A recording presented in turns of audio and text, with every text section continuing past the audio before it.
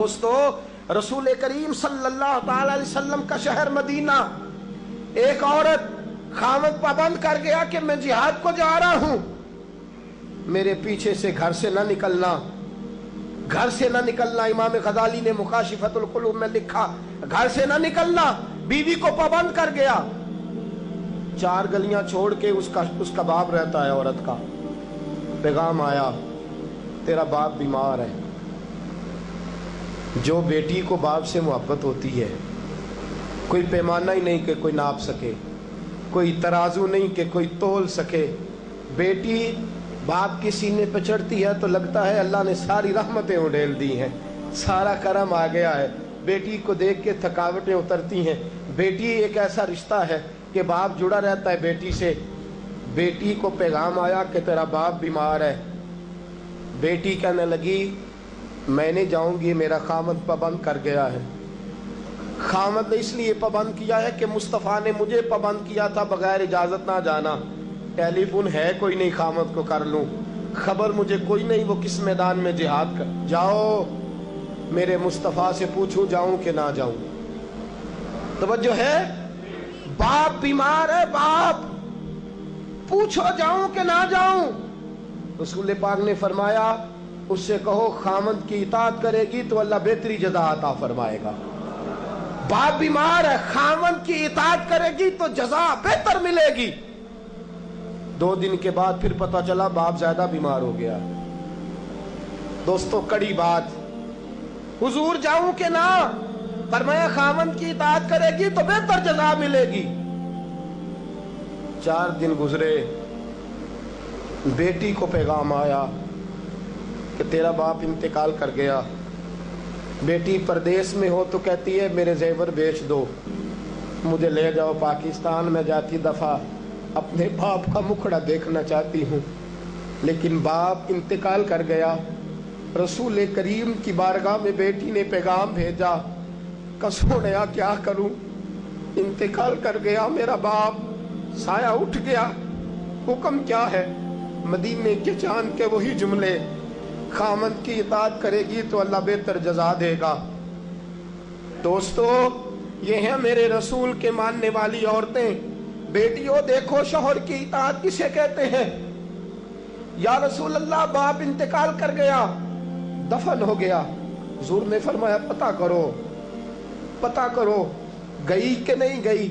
صحابہ لوٹے کہ سونیا قربان جائیں تیرے نظام پر، آقا قربان جائیں تیرے فرمان پر۔ تیرے جملوں کی تاثیر ایسی ہے کہ عورتیں اگرچہ کمزور ہوتی ہیں پر تیرے دین کی پہرے دار بن گئی ہیں۔ حضور آپ کی سنت کے لیے استقامت کا پہاڑ بن گئی ہیں۔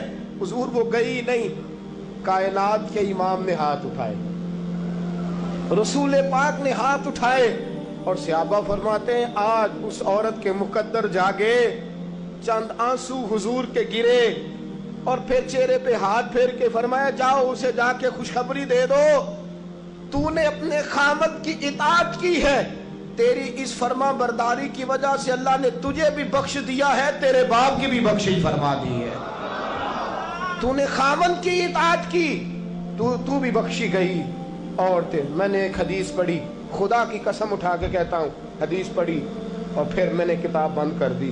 میں نے کہا اس سے آگے میرے اندر ہمت ہی نہیں ہے، میں پڑھ ہی نہیں سکتا۔ میں نے جیسے کہا کہ پہلے تو صحابہ کرام میں اہل بیت کو ہم معصوم نہیں مانتے، ان سے جو کوتاہیاں ہیں وہ بھی ہماری اصلاح کے لیے ہیں تاکہ ہمیں توبہ کے طریقے سمجھ میں آ جائیں۔ عزیز دوستو، میرے محبوب کی شہزادی، بس رسول اللہ صلی اللہ علیہ وسلم کی شہزادی سیدہ فاطمہ محبوب پاک کی بارگاہ میں آئیں، رنگ اڑا ہوا ہے، آنکھیں رو رو کے تھکی ہوئی ہیں۔ محبوب کی شہزادی در رسول پہ آئی، آ کے حضور کے سامنے کھڑی ہوئی، کہا یا رسول اللہ صلی اللہ علیہ وسلم، حضور آج میں بڑی الجھن میں پھنس گئی تھی، آقا آج میں بڑی پریشان ہو گئی تھی۔ حضور نے فرمایا کیا ہوا؟ کہا یا رسول اللہ میں اور علی باتیں کر رہے تھے، باتیں کرتے کرتے بات بڑھنے لگی، حضور مجھ سے کوئی ایسا جملہ نکل گیا، علی ناراض ہو گئے، مجھ سے بات ہو گئی۔